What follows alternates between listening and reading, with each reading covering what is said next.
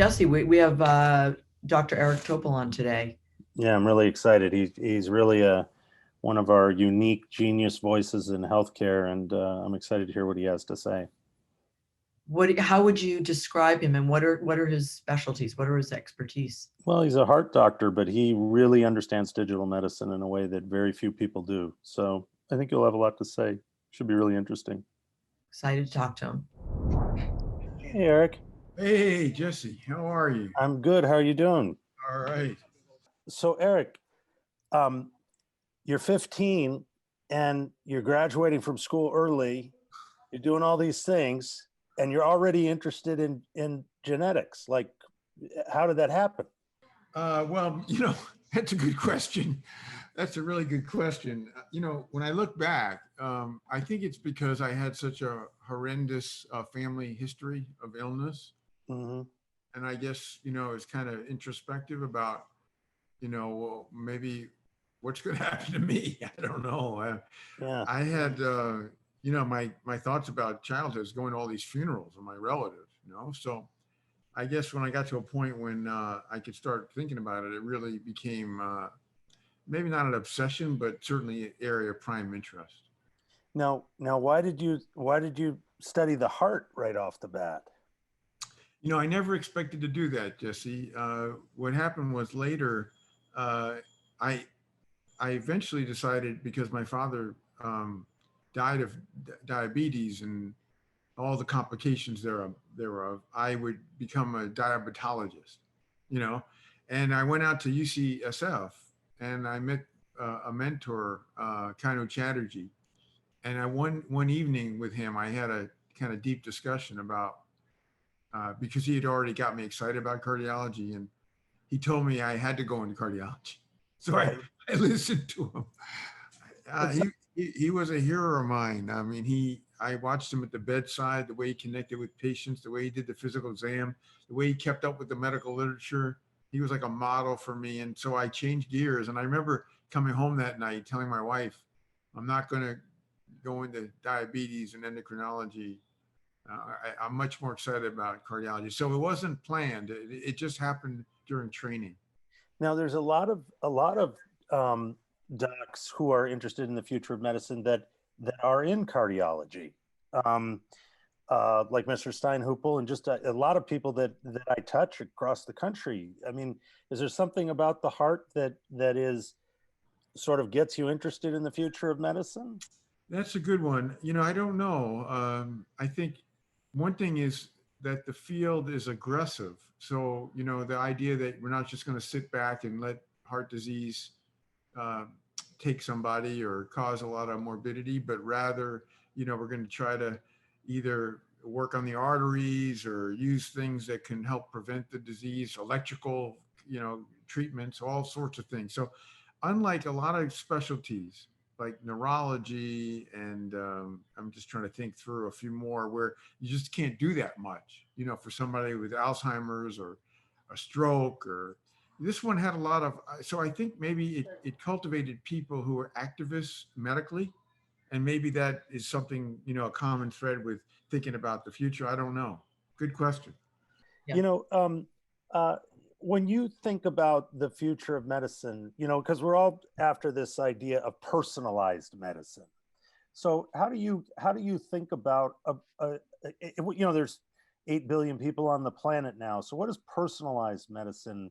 What does it mean, Yeah, well, I think it's a terrible term because it could be like, you had your monogram on your whatever, it's personalized.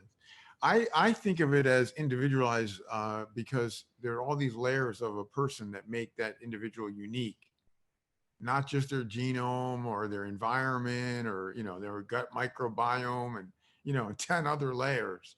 And I think that if we had all that process, all that information, multi-layered process about any given individual in real time, we could deliver true prevention help. We could prevent illness. We could manage it so much better than we do today. And admittedly, that each of us are complex. We're not just like one thing that we're at risk for, or one thing that's wrong with a condition that we have. but it takes the machine learning about a person.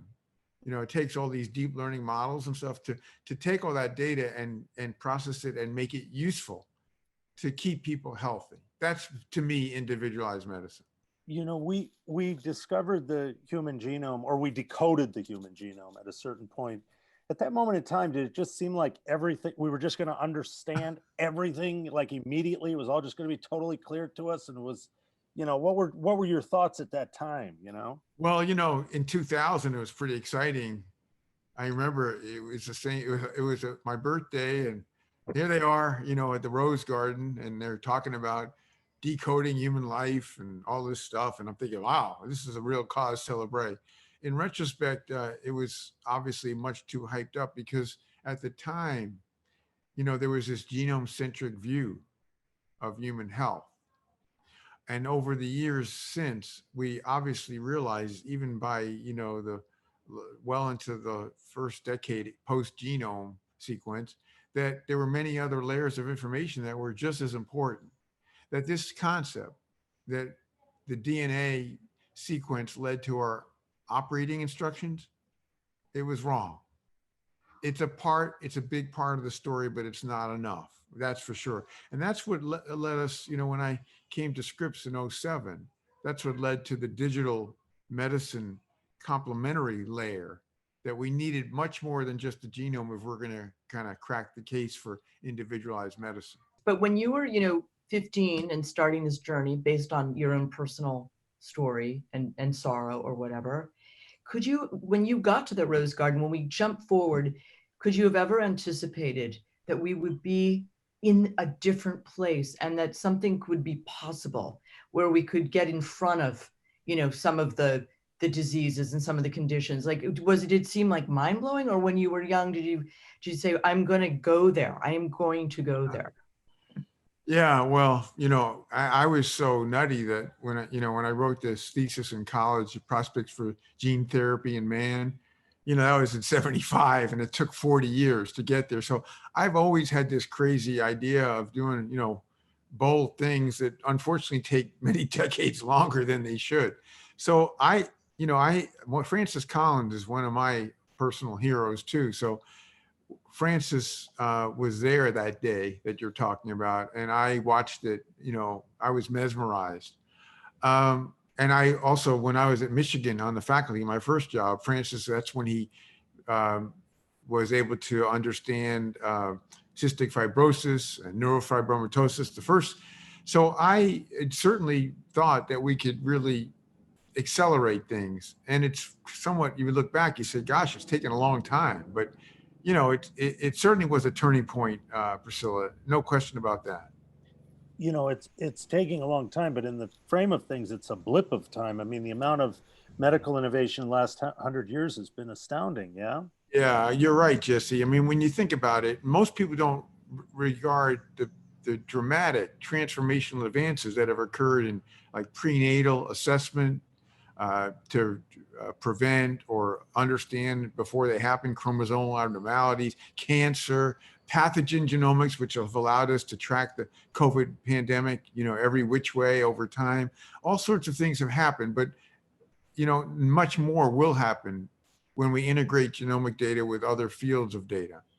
Now, what do you make of epigenetics, as part of the next layer down, and could you just say what it is a little bit? Yeah, well, the true definition, it gets loosely translated.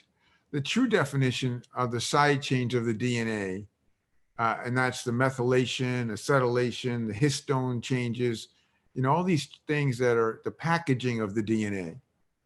So they are really important, as it turns out, and they regulate the sequence, our genes and all the other parts of the genome.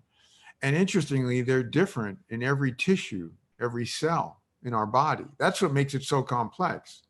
So you can't just get a blood sample and know what's going on in the brain or the liver or kidney or whatever. It's very specific. Much of our genomic activity, particularly epigenome, is this cell-specific story. So it's a science that gets tagged, and you can, the effects can be potentially transgenerational. So it's like a separate pathway by which there could be effects, even things like a famine or a pandemic, for example. Could there be epigenetic effects of this pandemic on our children for future generations? That's where it comes into play, is things that are not through inherited through DNA, but that are happening at the epigenetic level. Which could be experience, it could be Yes. sorrow, it could be, happiness. Exactly. And so there's a lot of things that we don't, there's still debate today. We know there's transgenerational heritable aspects of the epigenome in plants. It's still debated to what extent and the specifics in humans. So, there's a lot there. It's one, if you had to say what is the most complex part about biology, it's not proteins, it's not the gut microbiome, it's not metabolites, it's the epigenome to me. Mark Kelly, the senator from Arizona, recent new senator from Arizona, he came back from space and they said that 5% of his DNA had changed, which seems like maybe he should have come back as a frog or something. I mean, it's sort of a crazy thing, right? Yeah, I met Mark. It was really interesting. We were both at a book signing book fair, and so we got to talk. And, I think the twin study of he and Scott is fascinating, published in Science. They looked at every layer of biology you could imagine, cognitive function. It's really interesting, the effects of space flight. I think it took a toll on him, and he admitted that to me. Yeah. There was a recent study of some twins that were infected recently in Italy, and same environmental factors. Lived the same lives, got infected on the same day, went to the doctor on the same day, but yet one had very mild symptoms, one had very heavy symptoms. What do you make of something like that? Yeah, I know you're bringing up. I didn't know you were so current on literature, Jesse. That was just published Monday in Annals of Internal Medicine. Fascinating study. We don't know why the twins, who are identical twins, how one of them, had such a mild infection and one almost died on a ventilator. So there's a lot of theories here. They lived together. They both worked in the automobile repair shop. One was married. So the funny part was, as soon as I put it out on Twitter, people say, "Oh, that's because the guy that had the mild disease, he was married."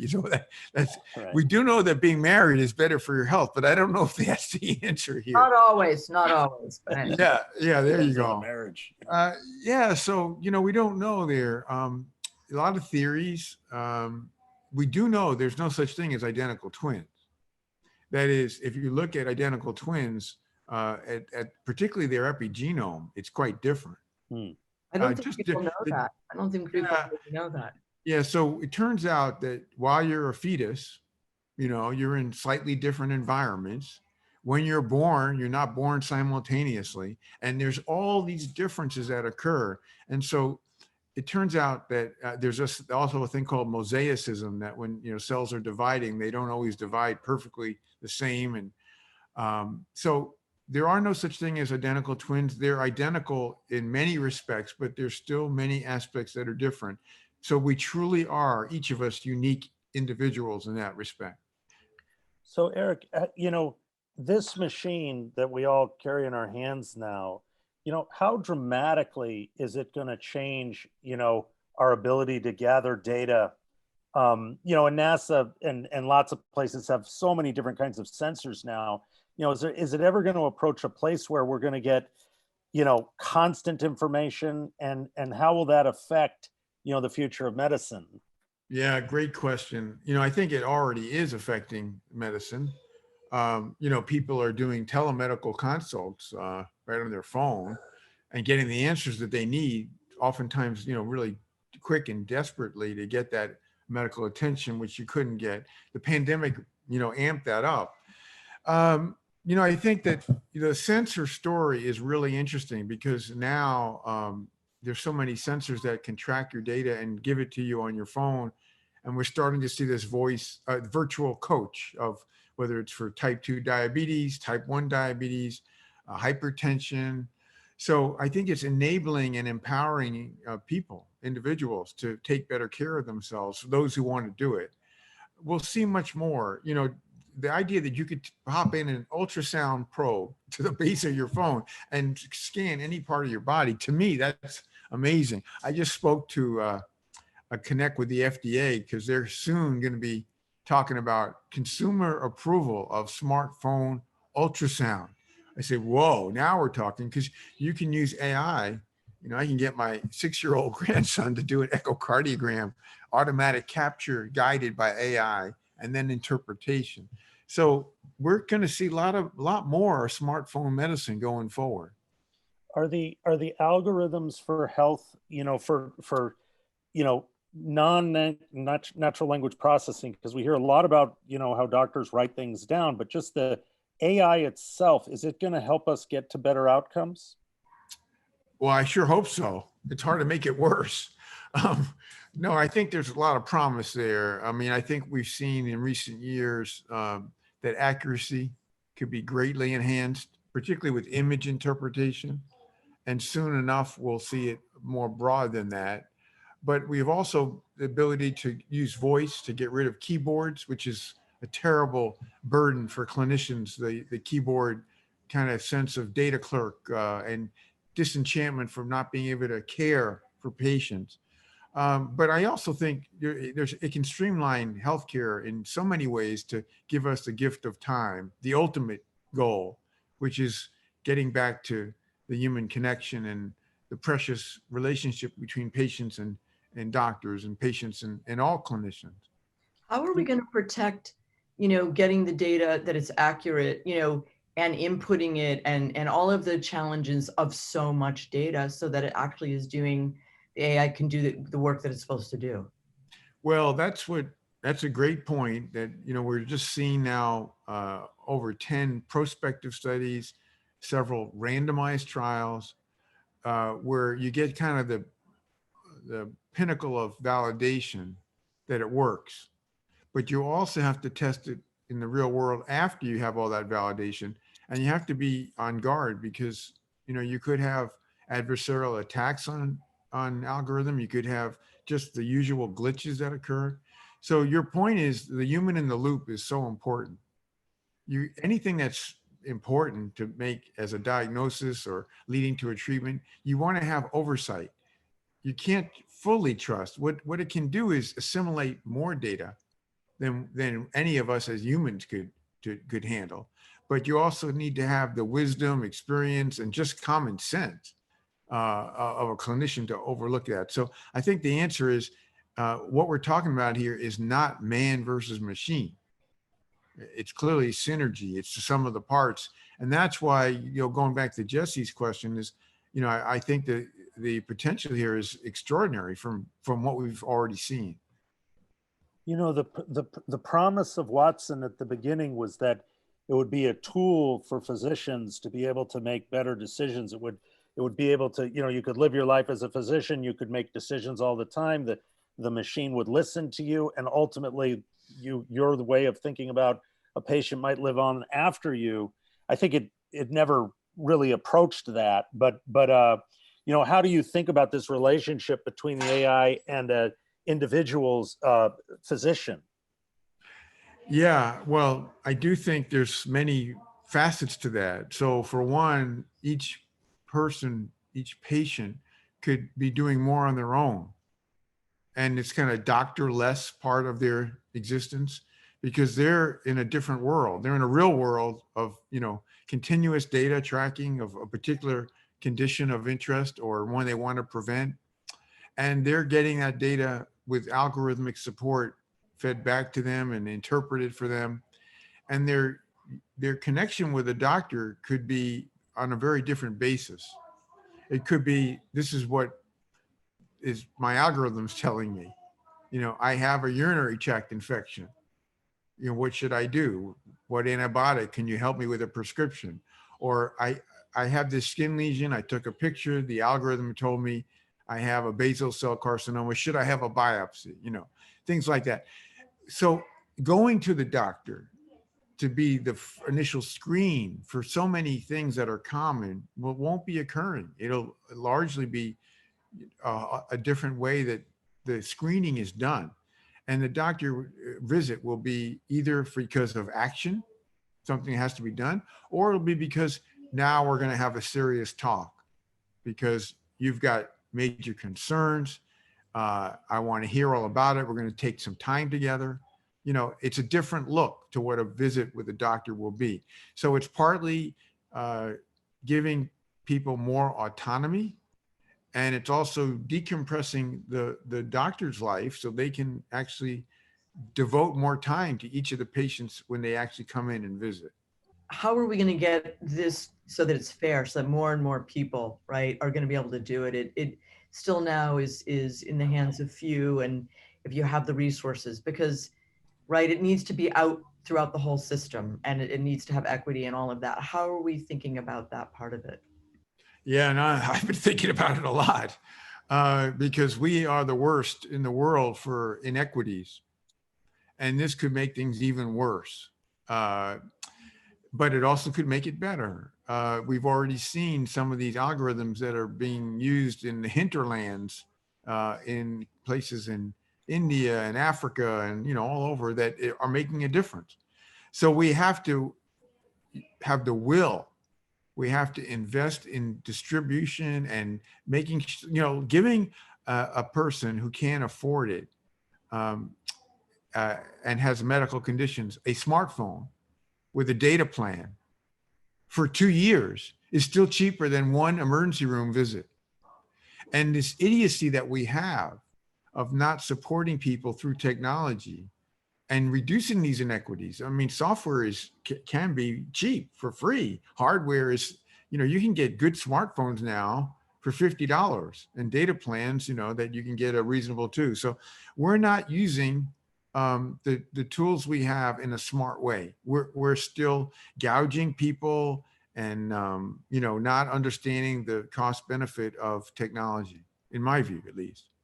Now, there's so much information. So a doc coming out of medical school couldn't possibly, or any doc couldn't possibly read all the papers that they need to read. So is this a way, does it change the art of medicine in that the doc has more tools to pull on to give better care? Right. So it is impossible to keep up with the literature in any physician, clinician. That's really an important part of what should be their responsibility, but it's overwhelming. So that's where you'd like to see AI kick in. The problem with it today is it's not that good at text. And so basically, it's just not going to synthesize the way you need it, but it will. I mean, there's a lot of progress is being made, but ultimately we will get there whereby, you know, I get up in the morning and see the latest, you know, kind of distillate of everything of interest in the field that might influence my patient care or my curiosity, whatever. So we will get there in the next few years. And I think that's going to be a big help because, you know, unfortunately, because of the way things have changed over the years, it's first, there's a flood of information. And secondly, the clinical engagement, particularly with electronic health records, no less actually with patients, is so overwhelming that this has slipped. And I've been, you know, very cognizant of many colleagues that are just not reading literature like they used to years ago. Is it a fundamental problem with electronic medical health record that it provides almost too much information for a physician to analyze because there's just so much there? No, I think it's more the opposite. It's so junky. The information, it's a cut and paste. So 80% of it is cut and paste from the prior notes. It's hard to get to the real truth. And the way it's organized is so clunky that just to navigate through, you waste so much time. These are the worst software like in existence today. Right. And they're the most expensive.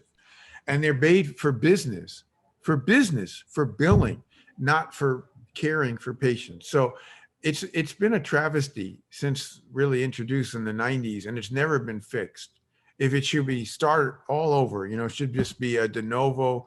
I mean, to do anything when you work in Epic, particularly the largest system, but the others as well. I mean, it takes forever to get simple things done. So you waste so much darn time. That's why the voice thing is going to be essential.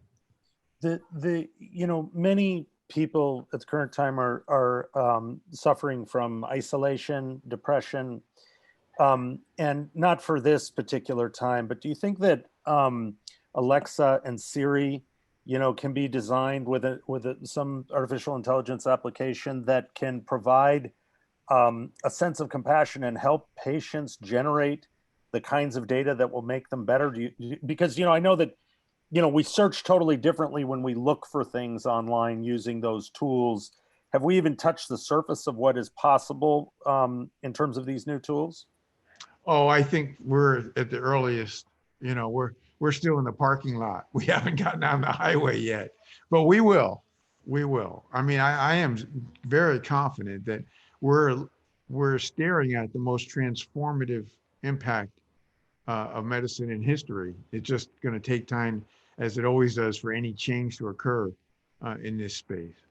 Jesse, are you asking the question that that the AI can help with mental illnesses? Actually specifically. Eventually, I think they could. Eric, I mean, what's your thought? Yeah, because the point is today, if you say, "Are you depressed? Are you blue?" It's subjective. But we do know there's 10 different metrics, if not 20, that we can objectify it. The way you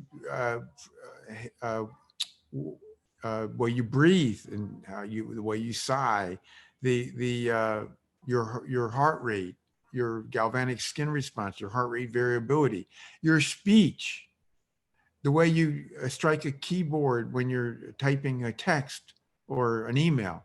So many ways that we can objectively say your state of mind. So we can say, Jesse, you look happy, but you're actually really severely depressed compared to your baseline. So whatever that is that you're doing, that meditation, it's not working, or, your cognitive behavioral therapy, or it is really working. So we're going to be so much more well-equipped to know about a person's state of mind and to help improve that, the sense of well-being, which doesn't get enough emphasis. If you have a sense of well-being, you're likely to be much healthier and stay much healthier. We don't focus on that enough. We focus on disease, and not about the health span and the positive side. Are we teaching young, doctors in training, medical students? Are we bringing in all of these insights now? So a young medical student now, are they incorporating big data and AI and all of this? Is that kind of across the boards? I wish. I don't know if any of the 150 medical schools in the United States have adjusted their curriculum to make AI as a core part, so that people, they don't have to become coding and, Python specialists or R. They just have to know the nuances so they can, when they're in the loop, when they're providing the oversight, where is the soft spots? Where can this get off the track? So it isn't yet part of the curriculum. I think, there are electives if you want to do some computer science. So like many changes that have occurred in recent years, genomics and AI and CRISPR editing and all these things, they just haven't found their way in a meaningful fashion into medical school curricula. They're like changing directions of a battleship.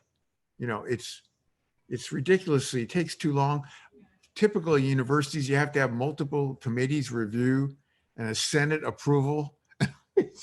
It's like a bureaucratic process. I mean, I started a medical school and, it was so nice because you just had a open, you could do whatever you wanted. You're starting, scratch. Most medical schools are like the house that has 19 or 49 additions. It's a very ugly house, and you keep having another addition. And so the better thing would just be blow it up and start over again. Anyway, med school curricula are behind. Yeah. And, we are living in a particular time, not even the last 4 years, even more than that, where and part of the concept of science is that we're always changing as we develop new information, but it's very difficult to look and say what's true and anymore. And we're living in a time where people are going out of their way to say that certain things aren't true. And so how do we combat that particular thing? Because those of us on the sides of science don't see that, but a lot of people do. Yeah, I think that there is a way to deal with this that we haven't grappled with. So my sense is that freedom of speech is a good thing, but when that speech or that, whether it's written word or social media or wherever it appears, if that is injurious to people's health, that can't be tolerated. And freedom of speech can only go so far. So when people are doing things that are detrimental to hurt others, not emotionally, but through their health, that has to be eradicated. We can't tolerate that. So, we have seen the lines crossed, every day actually now during this pandemic, and tolerated incredible misinformation, disinformation that has been injurious to public health. And we should have had teeth on that and done something about it. And we've just let it go because, it took forever for Facebook and Twitter to put up these cockamamie warnings about, deception or whatever, not accepted. We're not tough enough. That's the problem.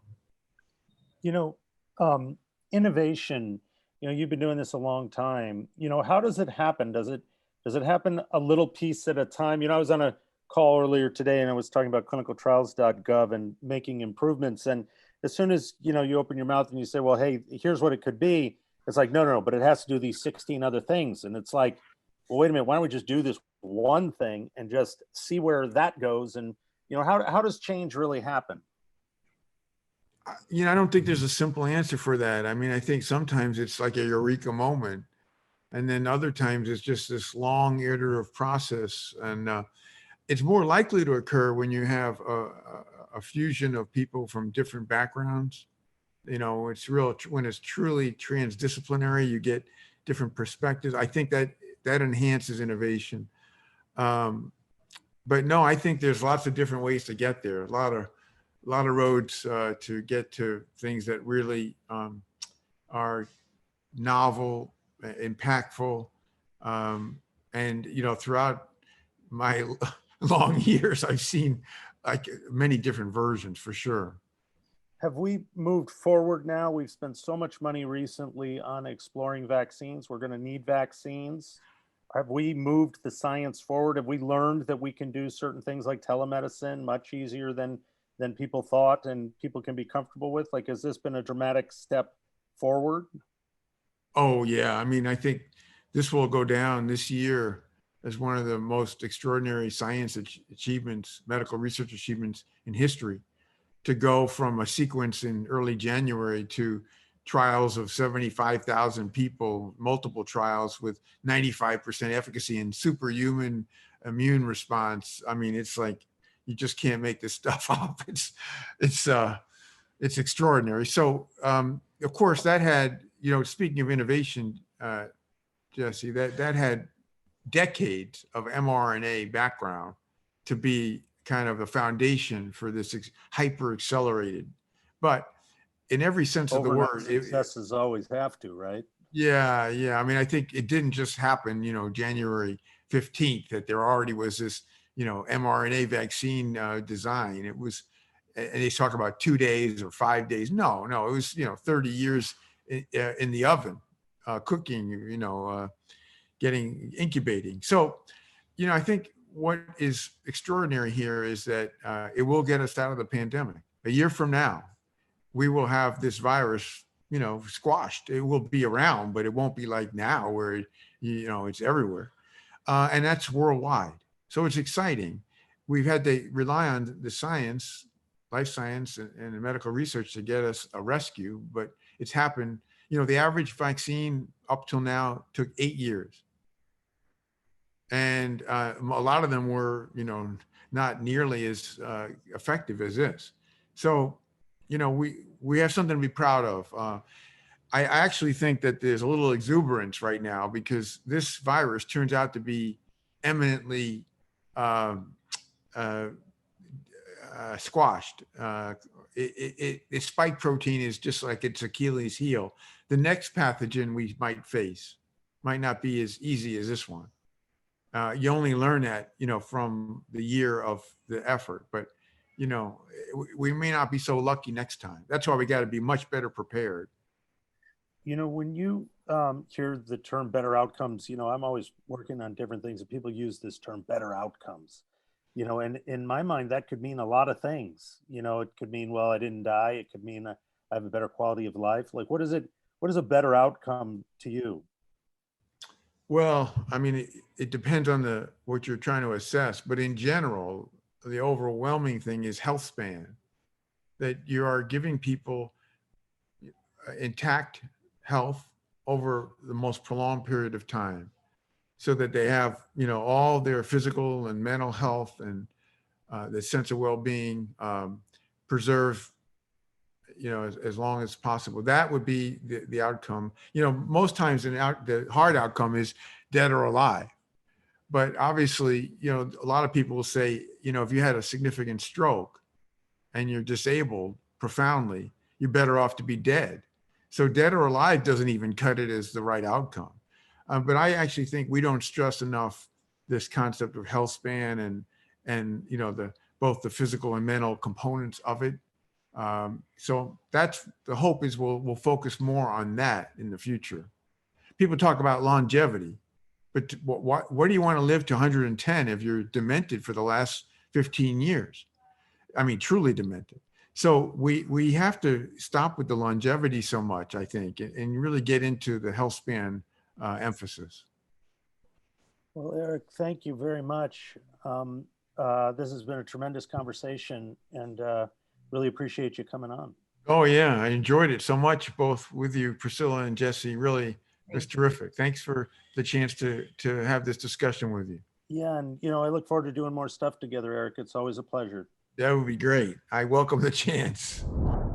Fantastic conversation. He's got such wisdom. He's been working in these fields for so long. I know, and and he's so calm about it, just so many things to think about. There's a lot of things that need to be fixed. I think it's shocking about, where we are in terms of the field of teaching young people about medicine, but yeah, there's a lot to do. Yeah, that was a total pleasure. Yeah. Cool. Okay, I'll see you on the next one.